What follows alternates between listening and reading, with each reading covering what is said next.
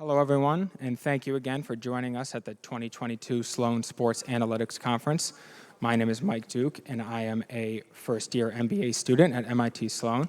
I'm excited to introduce our next panel, Entrepreneurship, Fundraising, Investing, Approaches to Success. On this panel, here we have Bruce Smith, founder and CEO of Hydro, Mitch Lasky, partner at Benchmark and co-owner of the LAFC, Jeff Ma, Vice President of Microsoft for Startups, Meredith McFerrin, CEO and Managing Partner of Drive by DraftKings, and our panel is moderated by Corbin Petro, co-founder and CEO of Eleanor Health. The panel will run for 45 minutes with 10 minutes for Q&A. Please submit your questions through Twitter using the hashtag sports entrepreneurship. I'll hand it over to you, Corbin. Great, thank you, Mike. Great to be here at another Sloan Sports Analytics Conference. I'm really excited for this panel, really diverse set of perspectives. I'll kick it off just by saying 90% of startups fail, including 65% of those who receive venture funding. And then I'll tell a quick story about Mitch. So the last time I saw Mitch was almost exactly 2 years to the day ago at the Sloan Sports Analytics Conference in 2020. And we were having a debate about this little thing called COVID-19. And I, as the healthcare expert in the room with a plethora of experts and advisors telling me what was happening from a medical perspective, was very adamant that this was a flu and nothing more. And Mitch, as somebody who's known for predicting the future and what's going to happen, was telling us to prepare for a doomsday and a worldwide pandemic. He was definitely the bummer in the room for sure. But we'll start there and just, I think the big question, Mitch, I'm not going to be the bummer in the room today. what data and experiences and perspective lead you to come to the ideas and obviously make great bets that you've made before, but also to some of your experiences? Sure. I mean, I think, and it's interesting because the COVID situation was a little bit of a counterexample, but I think it's one, talk to the experts in the field, and in this case, it was my wife, who was kind of an armchair epidemiologist and who kind of saw the writing on the wall, looking at some of the early data out of China in a way that a lot of the doctors weren't even really seeing it. So, it was kind of keeping an open mind and listening on the one hand. And then on the other hand, at Benchmark, we kind of have this ethos of asking, when we hear pitches from entrepreneurs, not what could go wrong, but what could go right. And to approach investing with kind of a sense of optimism, right? With an idea that our job is really to sort of find things that work. It's very easy to say no in venture. There's the cost of no in venture is relatively low. But we don't actually perceive that to be the case. We believe that you really have to look at the cost. What does it actually cost if you say no and the company actually works? The returns in venture being so asymmetric between something that can work at massive scale, where the downside risk would really just be that $10, $15, $20 million investment that you had made. So we really try and force ourselves into that mind frame of optimism. And again, in the case of COVID, it was forcing yourself into that mind frame of pessimism in terms of how bad could it possibly get? And the answer to that question was pretty goddamn bad. So I think that's what led it, and I think it's what leads underlies a lot of the decision-making process that we go through. Well, with that same sort of 2-year lens, the past 2 years has been incredible when it comes to investing and a number of different entities and people entering into the investment space. And Meredith, I'd love to hear your journey. You helped launch Drive by DraftKings a couple months ago in 2021. What led to that, and what sort of environment, and how do you think about the value that strategic capital, in your case, can bring? Great. Terrific. Thank you. Hello, everyone, and super excited to be here today. Yes, so I began my journey here in 2020, actually, in the midst of the pandemic, which is really always interesting to start in a new position, to think about raising capital, to be engaging with entrepreneurs when you know that you're not going to be able to see anyone or meet them face to face, except for in the virtual space of Zoom. And so that was a little bit daunting, but It was just so obvious, I think, when the pandemic hit, especially, that something had been taken from us. This, like, especially for those people who have spent their lives, like I have, immersed in sports. I was a college athlete. My 3 kids all play college sports. One of them is now out. And so it had been a huge part of our lives. And then all of a sudden it was gone. And I think the incredible appetite for that kind of community, that kind of energy, I think made all of us realize like what a role it plays in our life. And so as I thought about my next kind of step where I was in venture, I had spent my early years on the operating side. I come from a family of entrepreneurs, and then got into investing in the last 15 years. And it was just so exciting to think about coming into this scene where we could get back into like investing and bringing back to life sports, and the area of tech obviously being, I think, a huge ignition in the space. So I started, we have an interesting structure. We are not corporate venture. We are an independent VC focused on sports tech and entertainment. We do have a great strategic partner in DraftKings that we're very close to. They serve as our anchor investor. And we had 3 other venture firms, which is very unusual, also come together and kind of found us in our founding days. And then we opened it up into a much broader set of strategic LPs, owners of teams, athletes, execs in gaming, and all of whom I would say are entrepreneurs and leaders in their space, with a thought that we could together not only invest in this space, but help to define it and really wrap ourselves around entrepreneurs who are interested in doing the same. And so that's what we do. We have 3 areas of focus: sports and gaming, media and fan entertainment, human performance, and a big data layer that goes underneath that. And we are multi-stage, but really seed-led.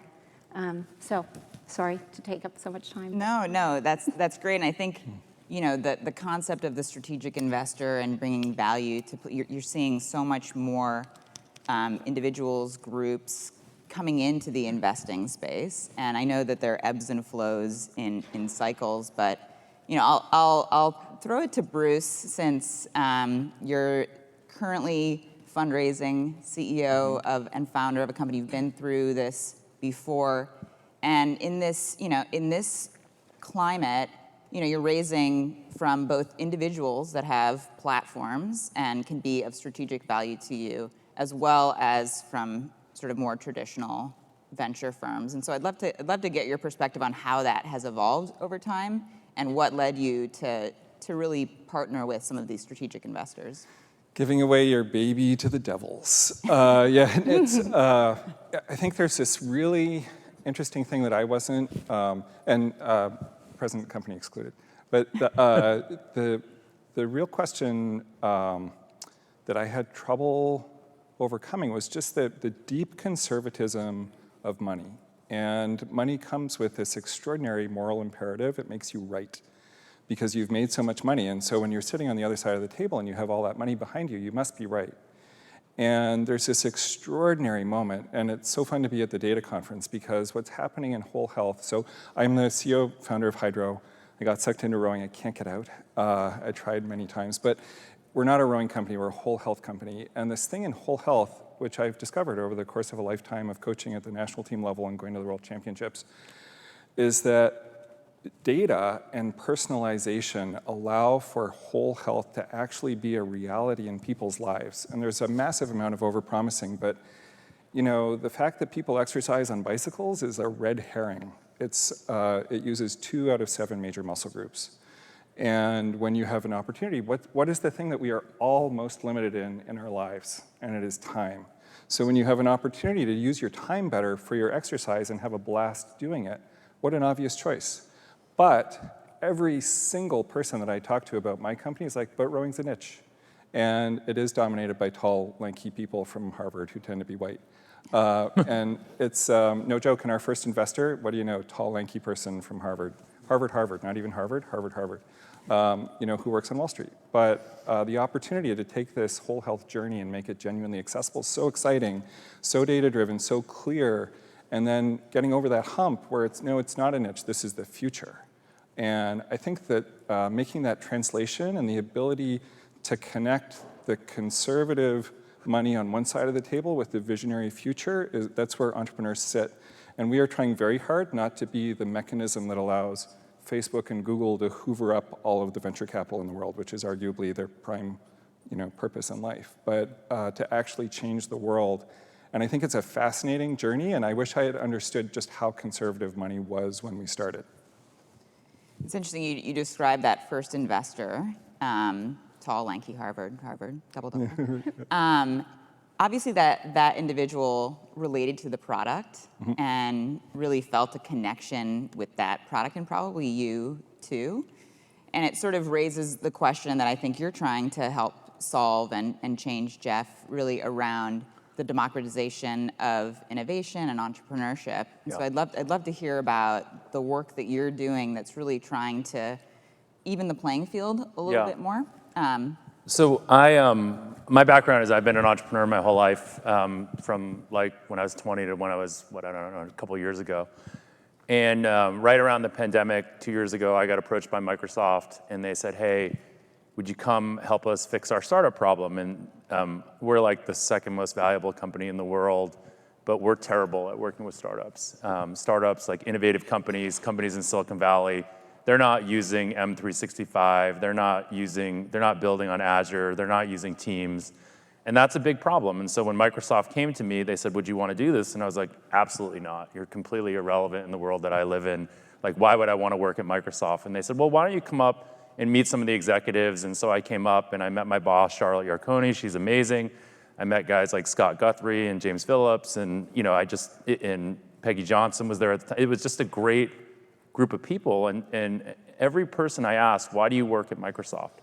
And they said, because it's the opportunity of a lifetime. I don't think you understand the scale. And at that moment, I realized that this reason that I didn't want to work at Microsoft was really the reason that I should work at Microsoft.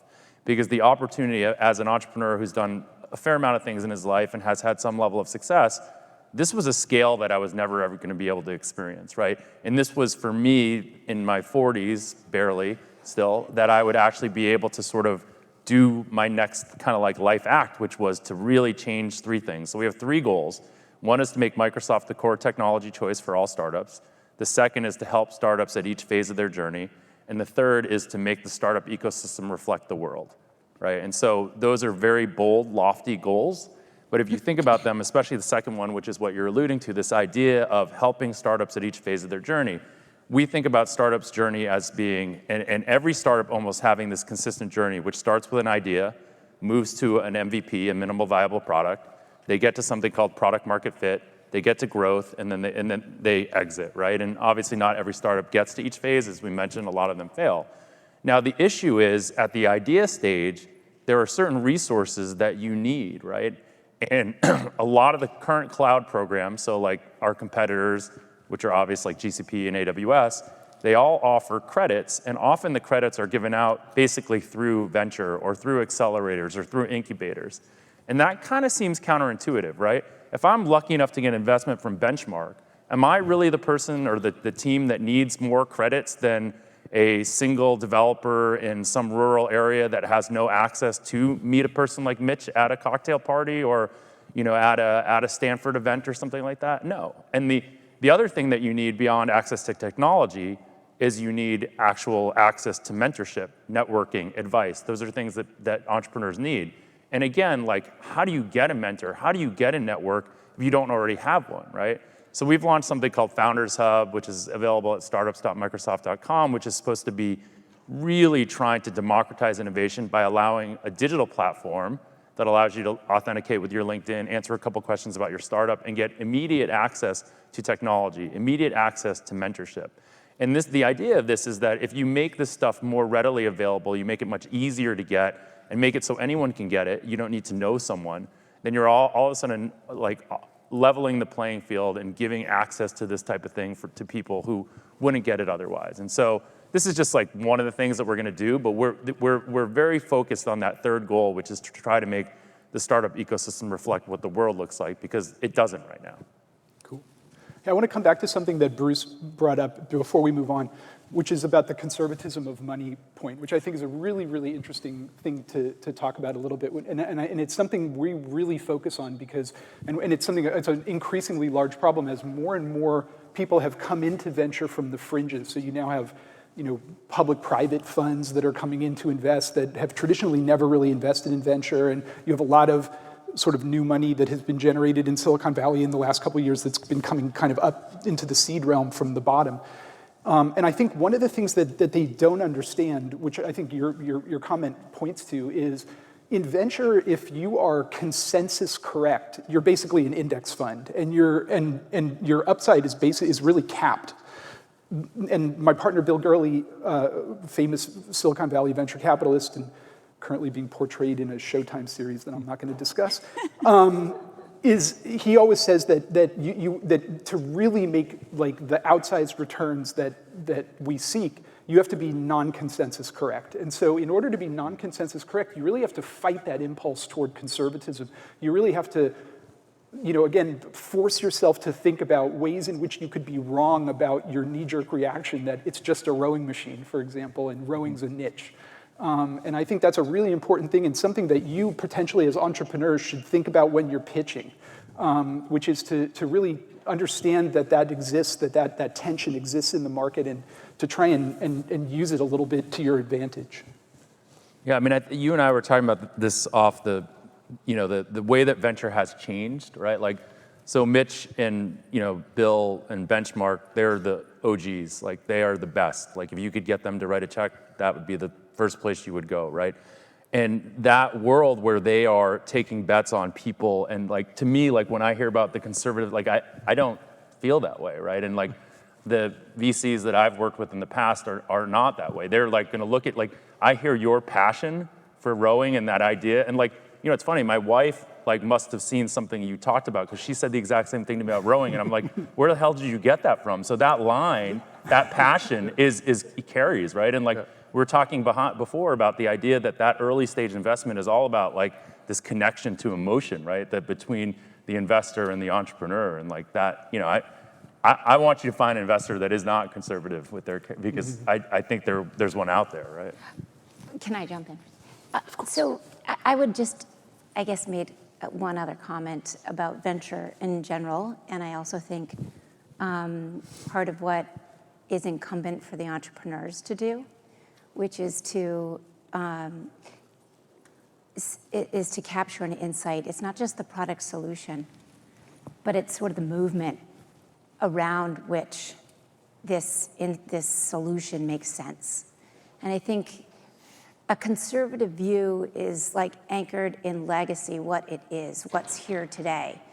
And the future and the optimism and the energy is all bending the arc from present to future. It's the entrepreneur's job to sell that dream, to see it, sell it, and help the world to come along with you, right? And that means investors, and that means customers, and that means employees who are gonna believe in a different tomorrow. And then here's how we're gonna get there, lay it out. And so I think that to say that one group's conservative and the other one isn't is just too simplistic. It's about the future. It is about the way to get there. And it's about those charismatic and sometimes non-charismatic, but incredibly wise entrepreneurs that can bring the world along with them. So you're talking specifically about people and entrepreneurs and how they sell this vision. Yep. And this morning I was listening to Sue Bird and Lori Hernandez, and one of them said 4% of the sponsor dollars are to women, and 6% of the media, or maybe it's flipped, something like that. 4% of the coverage. Yeah, and 6% of the dollars. Mm-hmm. Well, in venture, in 2020, 2.4% of the dollars went to all-female founding teams. 85% went to all-male founding teams. Obviously, a lot has happened over the past 2 years. So I'm curious, sort of, how do you invest in what you haven't seen, right? And have you seen any changes, Jeff, from the work that you're doing? I guess others maybe Mitch, what have you seen sort of in the ecosystem in terms of investing? Because I think that sort of, you can see it, you can visualize what that looks like, and if you don't look the part, right, how do you basically change some of those things? Yeah, it's first. Okay. So representation is absolutely important. Full stop. And we know that in so many different dimensions of life and society and commerce.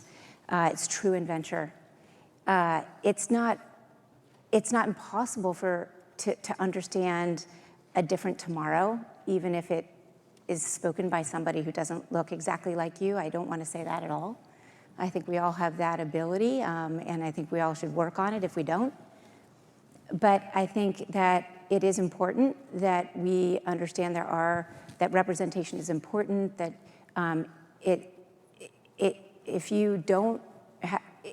people don't see someone who looks like them somewhere in the mix, they may not be as comfortable, there may not be as much of an understanding, the chemistry might not exactly exist. So some of that is all real. You're right, it is a people business. So I think it's hard, but I think there's work that's being done. I'm an eternal optimist, so I think there has been some movement, and I think we should grab onto that and say we need to do more. We need to open the funnel, make sure that we're just hearing from lots of different people, that we're then deeply understanding the markets that they're serving, so when we do hear from them, we actually are open, we're good listeners, we're understanding the markets and why it makes sense to avoid the conservative view, or just to the block, So I think we have a lot more room here to grow, to be better, to get more people, more women into venture capital, to fund more women and people of color. That's a big, issue of underrepresentation. But I do see that there's some progress being made. The data's gone backwards. Oh, okay. Yeah. Okay. Yeah. I hope you have leading indicators based on what you see. So there's a few things on this, and so I think, representation obviously is important because you want to see people that you can see yourself as, right? And if you are an aspiring entrepreneur and you don't see anyone that looks like you that's a successful entrepreneur, that's a problem. The other reason that diversity is so incredibly important in the entrepreneurial world is we don't want to all be solving the same problems, right? So we, in my group, we've been working with someone by the name of Heather Fernandez, and she's an awesome CEO, was early at Trulia and Zillow, and backed by Mitch's, by Benchmark, one of his partner, Bill, as we mentioned. She's a Latin woman, like just amazing, right? And she's like, I guess Asian, Filipino, right? Yeah, so she's amazing, and she was talking about some of the challenges that she had early on, going to events where there was only men there and feeling like she needed to psych herself up and feel comfortable in this world. And she's an incredibly confident and strong woman, and she had that representation really wasn't there for her, right? And so she and I talk about that a lot.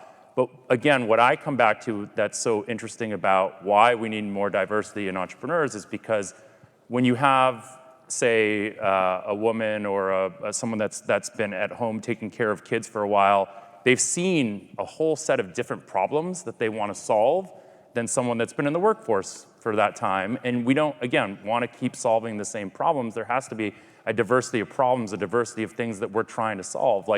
The journey that different people of color face in their lives makes them want to solve different problems than someone that hasn't faced those problems, right? And so ultimately, to me, that's one of the biggest reasons diversity matters, is because we want to solve different problems. We want to have a diversity of even just, companies that people are starting out of passion and out of their experiences. Yeah, and to the how, one is, it's intentionality, right? I mean, we hired a female partner, which we're a tiny firm, right? People think of us as being like a big Silicon Valley firm. We have 5 investing partners. At the time we hired Sarah Tavel, our first female full GP, she was 25% of the firm, right? So it was a fairly significant hire in that regard, and we have a long way to go. We've only really just started. And that's one aspect of it. The other aspect of it is a real, again, intentional approach to investing in founding female CEOs and build, as we were using him as an example, I'll use him again. I think 40% of his portfolio currently is helmed by women CEOs, and that's up from 0 10 years ago. Yep, intentionality is super important. I think it's also good to sort of say, I am going to do this, right? I'm going to get, so put some stakes in the ground. What is it that you feel like you need to have funded? Is it 25%? Is it 50%? Is it, what is it? But for everyone to, make that intentionality sort of real by adding some teeth to it.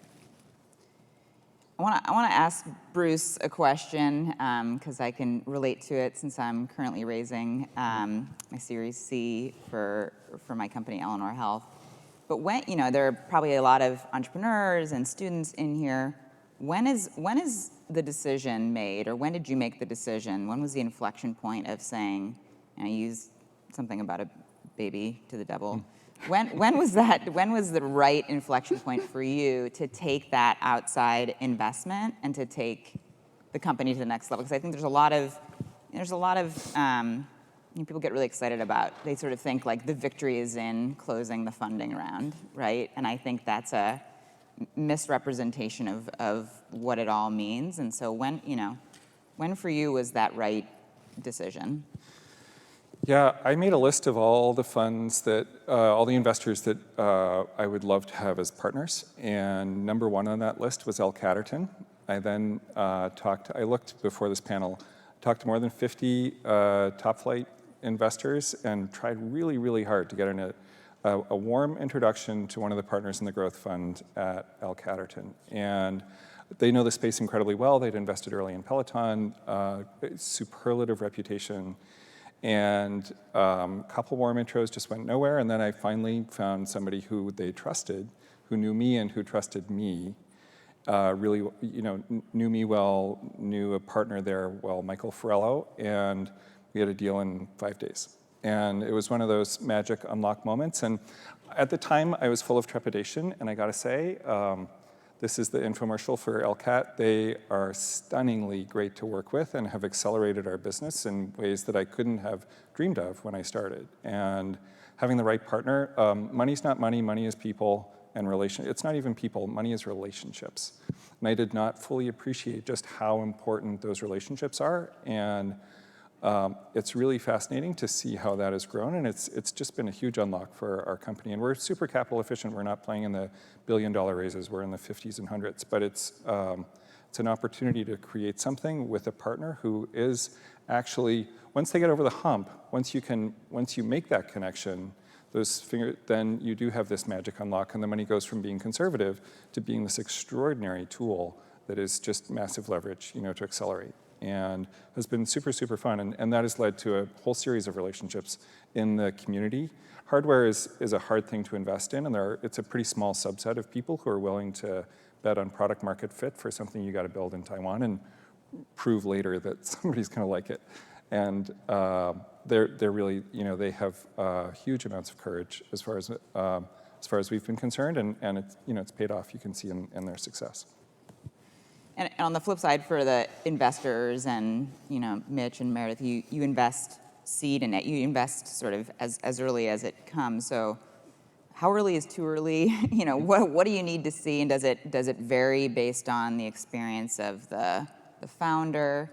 We talked a little bit backstage on like how much is vision and how much is people and how much is product. Would love to get your again, I'm sure a lot of folks in the room are thinking about or have started to raise funding. Would love your perspective. We can start with you, Meredith. Yeah. Okay, great. Yes, we do. We are sort of multi-stage, but seed-led. So we will go as early as a pre-seed idea, where it's kind of inception capital, and we will certainly follow those through the growth stages. And unique about our fund is we will do some sort of insertions at later stages if we can underwrite great returns at that level and have unique access given our platform. But overall, to answer your question, what do we look for? I think we touched on it a little bit. We are trying to avoid incremental ideas and get to, ideas and founders that have the courage, that see a vision for a different tomorrow. And so what does that mean? It means category creation. It means deep insight around a movement that's underway. One area, as we are all very familiar with in this room, of blockchain tech. Like, it's not enough just to say, oh, we've got, Web3 or we're this or that. It's like, do you deeply understand what's underneath this movement, this tech revolution that's underway, right? And how are you going to get in front of that? How are you different? And then do you have the founder, chops to sell a dream and to massively execute in a differential way? So it's kind of like insight, a way of looking at that world differently that's going to make you unique and a leader, a winner over the rest, and just and that ability to execute and make something happen. Head in the clouds, feet on the ground. Everybody around you, go. Yeah, we're Series A, Series B, so we're a little bit later, I think, probably than you guys. We're pre-product market fit, really, so it is hard to really describe what it is that we look for. In a lot of ways, we have an advocacy model, so the way it works is that the partner who brings the company in some sense, has to kind of be able to pitch it with the conviction and passion that the founder was able to pitch it with. So it requires I think it's an interesting filter, because if you can't do that, and it's very painfully apparent to your partners when you can't do that, it sort of takes a lot of stuff off the table. I've pulled back a little bit from active frontline investing, so I am not looking at as many things as I used to. But when I was in it really hard, I would look at 150 opportunities to do one or two, right? Like that's what you're up against as an entrepreneur trying to pitch, people like us. We're very, very selective, because the return criteria that we have are just really, really high. We're not looking to play for singles and doubles. We're not looking for good businesses. We're looking for astonishing businesses, transformational businesses. And there are very few of those. And so it makes it very difficult. We say no to a lot of really good ideas. We say no to a lot of companies that ultimately work, but just don't work at the scale that we require, and that our limited partners are really looking to us to deliver, right? Their expectations of us aren't that we're going to deliver mutual fund type economics. They're looking to us for a 6 or 10x fund. Yeah. When you think about like the way that you guys are structured and sort of your investment ethos, and I talked to a guy that's starting a new fund where it's called embedded capital, and what he wants to do is actually like invest in like 4 to 7 and take advisor shares initially, put them into the fund, but get really deep in there and like get their hands dirty. And if you compare that to this sort of new movement of like the Tiger Globals and things like that, how do you look at like a Tiger Global, and their strategy is much more, some people say, spray and pray and kind of thing, and just be in a lot of stuff. Like, you have to pick winners, right? They're creating an index fund. Their returns theoretically wouldn't be as high as yours, but they would probably be more consistent because they're able to spread. So. Well, and they'll probably generate, with lower performance multiples, higher absolute dollar returns than we will, because we have a very small fund. We typically invest out of a $500 million fund. So, but we're looking to return many multiples of that fund, whereas if you were investing out of a $5 billion fund, if you could return 50%, you'd basically match our performance, right? So it's a very different way. I mean, again, there's very, very many successful paths in the venture business. You have Andreessen, who's trying to scale and build a service business, and that will work in certain contexts. We really took an artisanal approach to it and said, we like working with companies over long periods of time in intimate fashion, and so you can't do that. That doesn't scale. So we've had to keep it small, and we've had to really stick to our knitting in terms of the kinds of things that we look at. And it's not a winner-take-all business. We're not going to be we're not going to win all the good deals. We just have to win enough good deals to be good. You know, I know as a founder, for me as an entrepreneur, it's been an education, sort of learning about how investors think. It would be great to just get, you know, a 101 from you guys on what do you need to underwrite and what do you need to potentially see in like a Series A versus a seed versus a B, C, because as you get more scaled, you know, the multiples get smaller in terms of what you have to underwrite. And so, you know, that was new to me.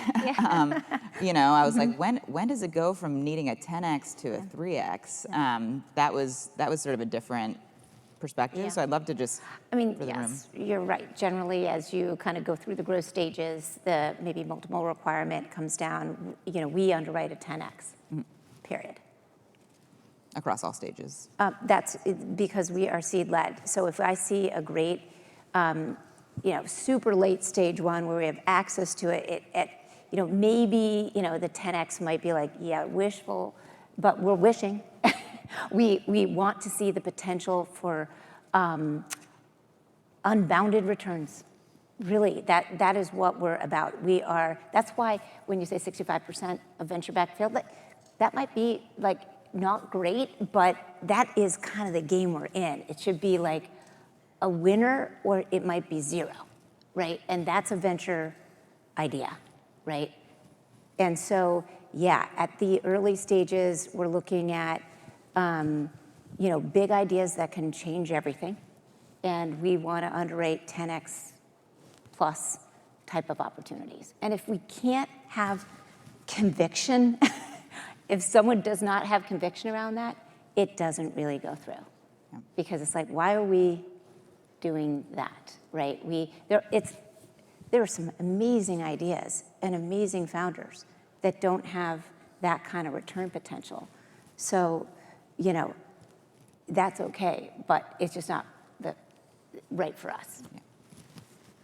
Yeah, I don't really have anything to add. I think we're in kind of in a similar circumstance. We're big game hunting, to put it succinctly, and that's difficult to do, and you're often wrong. I mean, I was riding in a car last night with an entrepreneur and somebody who I've invested in personally, just from my own account, not through Benchmark, and we were chatting, and he was like, "Hey, tell me about a couple of deals that you regretted passing on." And I was like, "Do you have a year?"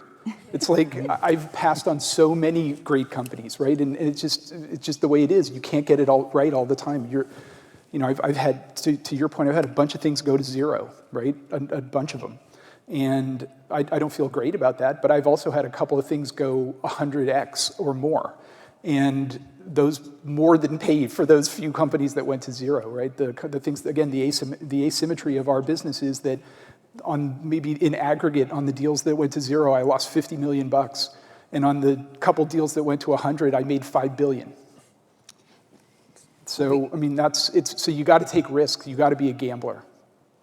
In that sort of spirit of big game hunting, and before I think I'll have a couple minutes to look at some questions from the audience, but I'll get in trouble if I don't ask the four of you what big themes and what opportunities are you really excited about? Meredith and Mitch, you were debating on VR. Yeah. Backstage, we had one of you was bullish and one of you was bearish, and would love to maybe can start with Bruce, since you're an entrepreneur, you're an innovator. What are you can be excited just about hydro, because that's sort of how I work. I am excited about the possibility to personalize people's whole health journey in a way that is meaningful. 80% of the people, so 100% of the people know that they should do something for health, and that is the new luxury. You can't buy a car to be happy. You got to feel good in yourself, in your body.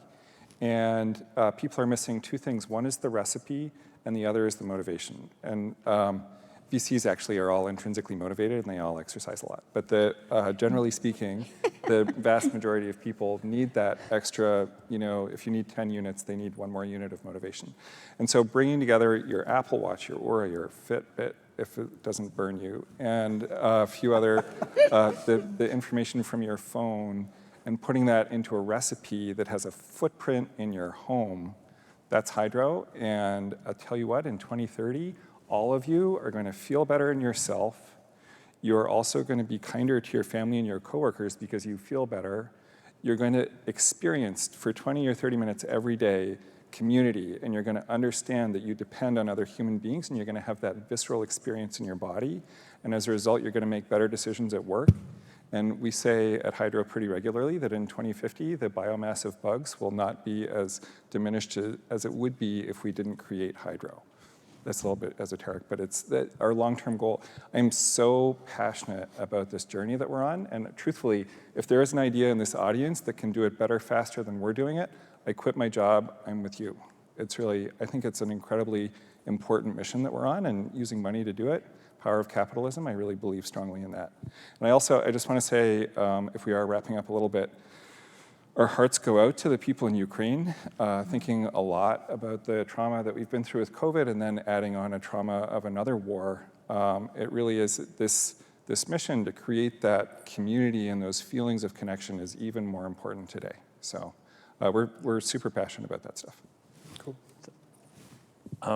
One, I think, since we're at a data conference, right, I think that one of the things that I'm seeing or that I think is exciting is around, AI and data, not from a standpoint of it's been a promise that we've had for a long time. And I think what's more interesting now is that we're starting to actually really look at real business problems, whether it's, customer service or things that really AI can solve for. And with the wealth of data that we're starting to get and be able to collect and be able to operationalize around, I think vertical SaaS, which is a very boring thing, is still an area that's really interesting, because in many of these more niche industries, you've had a disconnect from people that really understand AI and technology and people that really understand the core business problems that need to be solved. And now that AI and data, it's becoming a commodity. It's not the same skill set, the same models, the same, ML techniques.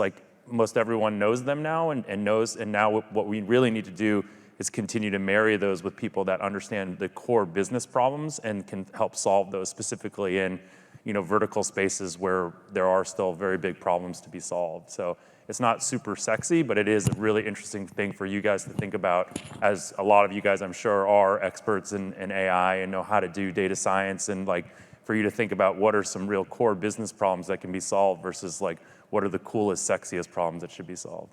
Jeff, just a follow-up on that, because I had this conversation with Bruce, who uses data, obviously, to further enable and enrich his product. Is it data as a product, or is it data as an enabler to a different product in a vertical?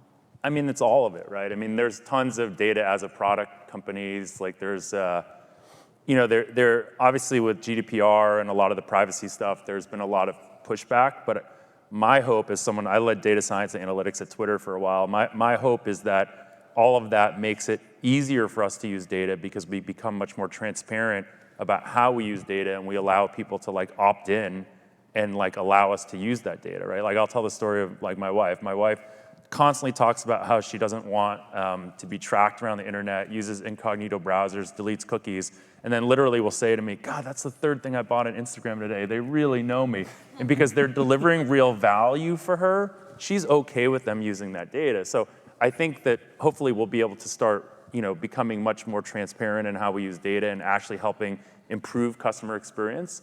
But I think it's all of it, right? I mean, this whole thing is just a big stack, right? If you think about all the different advances we've had in processing and ability to collect data and ability to store, I mean, it's just the problems that we can solve just become more and more interesting. Cool. I mean, I spent 20 years in the video game business before I became a venture capitalist. So, and I still think and as a venture capitalist, I invested in things like Riot Games at Series A, which did League of Legends, which has become one of the most popular games in the world. One of my portfolio companies just announced this morning $150 million financing at, very, very high valuation for one of the most successful sort of mobile MMOs, primarily in Asia. I still think we're in early innings in the video game business. I think a lot of the BS that we're hearing from some large Silicon Valley companies about the metaverse. We've been in the metaverse in the video game business for 20 years, right? It's like we've been living in the future. We've had virtual currencies. We've had all of these things that are the shiny new thing in the valley these days. We've been exploring them for decades, and so I still think there's a lot of greenfield in the games business, and I still think there's a lot of really interesting stuff to do there. It's something I'm still very excited about. You know, on the VR debate, I think I'm a little bit on the curmudgeonly side of the VR debate. I think it's a peripheral, not a platform. And I think all of these comparisons to the mobile phone, like, oh, it's the next mobile phone, are not correct. So I think that's not something I'm particularly interested in. And then obviously the Web3 stuff, again, I'm cautious. I think there's a lot of bullshit in the market right now. There's a lot of hype, a lot of pump and dump, a lot of wash transactions. There's a lot of just nonsense going on in that space, but there is something core in there that's fascinating to me. And I think if we look a little over the horizon of Bored Apes and that kind of stuff, there's the nugget of something transformational there, and I continue to pay a lot of attention to it, despite the fact that a lot of the stuff I'm seeing in the present doesn't interest me. When you think about like this concept that you were talking about, like this is like the future all over again in the world of like, and executives come to me all the time and ask me about things like the metaverse or Web3. What advice would you tell them to study the gaming industry from 20 years ago to understand like how these things play out and work? I've met with the CEOs of many of the leading Web3 game companies, right, the crypto gaming companies, and like by the end of some of these hour-long conversations, I'm like, dude, you really need to just go play EVE Online, right? Because they did this all 15 years ago, right? It's like they've solved all of the edge case problems that you're about to get swamped by. So I do really think that there's a lot to learn from going back and looking at some of the mistakes we've made in the games business and some of the successes. And you're talking later about NFTs. I am talking later about NFTs. If you really want to be bored, come to that one. So I'll touch on a couple of themes that we're particularly interested in and some that I think are just relevant from the rest of the day's discussion as well. One, you mentioned women's sports, and we are very bullish on the rise of women's sports, both as as I spoke about, kind of looking at what are the movements underway. And this one I see as both a cultural and a commercial movement. It's time. It's 50% of the population. Women have game. They've got the same drive. They've got incredible talent. It's a great product. There's drama. There's excellence. The visibility that hasn't been there with less than 4% or right around there, visibility around the game that, well, that's the media visibility. What I would say is when you look at actually what's happening is it's super exciting, right? People are showing up. And when you look at the Canadian versus the US gold medal game, more viewership on that than any NHL game for the whole season. When you look at viewership for the WNBA, for the NWSL, when it's on, people watch it. And ESPN just selling out for the whole NCAA tournament for all their ad sponsorships. Like, what brands are finding is that it's a super engaged audience. So when we look at like what's going on, there are these cultural inflections, there are technological inflections, the regulatory inflections. When you look at the intersections of these movements, sometimes they may have been happening for a long time, but we reach a tipping point and then something happens and there's recognition and the markets follow. So I think rise of women's sports, we're invested in Just Women's Sports, which is trying to do just that, increase visibility. Second, I think blockchain tech, even though there's been, it's never just like, ooh, switch a light and it's on, but blockchain tech is changing everything. I really do believe that. Now, a lot of that change has been underway, but just being able, like seeing how, it's going from like, even the new generation, offline to online, then it's online to on-chain, allowing access, voice, ownership of assets in ways that I think are material and are exciting. And it is sort of democratizing some of these markets, commercial markets for the creators to get access to capital, like in ways we haven't seen before. What crypto's doing and getting, I think, changing, sort of asset classes. Is it its own asset class? You guys read the ARC study that came out, or is it part of every asset class? We'll see. But I do think blockchain tech is, and gaming in particular, which is in our space as well, is super exciting. We just invested in a company called Monkey League. It's a play-to-earn game, monkeys playing playing soccer, but in a 3D kind of format. It's exciting, and you can sort of this synergy of gaming and monetization coming together. So there's, I think, a lot of really interesting things there. Last two, I would say fan engagement. It has been the constant focus, I think, over the ages, but now with the data that's available to us to really deeply understand and know our consumers and our customers, drive personalization applications towards them so that they can further engage. The immersive piece that we were talking about is, does the fan engagement experience move from physical spaces to the metaverse and virtual spaces? Has it already, or where is it going? How does that become a more exciting way for people to, engage with the things they love, but not only in the physical space, but experience and role play and all of that, and socialize in the digital world. And the last thing I would just say in the human performance space that we're really excited about, all the biometric tracking, yes, the Whoop, the Aura, that Fitbit, that doesn't burn up. But I think it's about quantification of self. And it's not just the body, but I think it's the mind. And to me, that's the next frontier. How are we going to get to our best selves as we start to think about harnessing stress management, our stress levels, our mental, how do we get to that state of flow? And I think that's what's already underway with a lot of neurotech that's going on, but I think we're just at the beginning. So those are some of the spaces I'm really excited about. Great. Well, I wanted to get to a couple of the audience questions. We don't have much time at all left. I will say that what seemed to resonate with the audience is the the underrepresented founders for sure, and I think a lot of us would be happy to answer those questions. As a underrepresented founder whose co-founder is a Black female, would be happy to answer those questions since we get an infinitesimal percentage of the funding. But because we have less than a minute left, I'll throw it out to the panelists. What is your single piece of advice for an individual pursuing an entrepreneurial venture in 10 seconds or less? We'll start with Bruce. Make friends with Kevin Hart. Understand that financial decision-making a lot of times at early stage in venture is emotional rather than intellectual. And don't think that there's a pre-flight checklist that you need to kind of check all the boxes, and that if you do, you're going to be able to make an investor love your company. You need to be able to connect emotionally with a potential investor, because they're trying to make a decision with no market relevant information. So they're trusting you. And so you really need to understand that. And I'm not passing because you didn't say something. I'm passing because you didn't emotionally connect with me.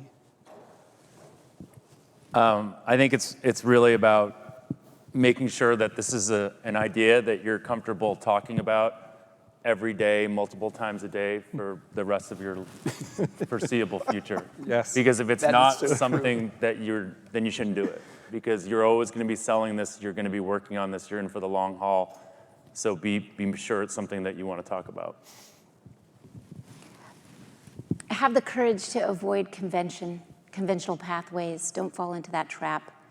Wage asymmetric war on convention, because you have to disrupt in order to win. And I'll do it too. Be passionate and have conviction about your mission and about the world that you're trying to create. With that, thank you guys. Appreciate it. Thank you. Thank you all for coming.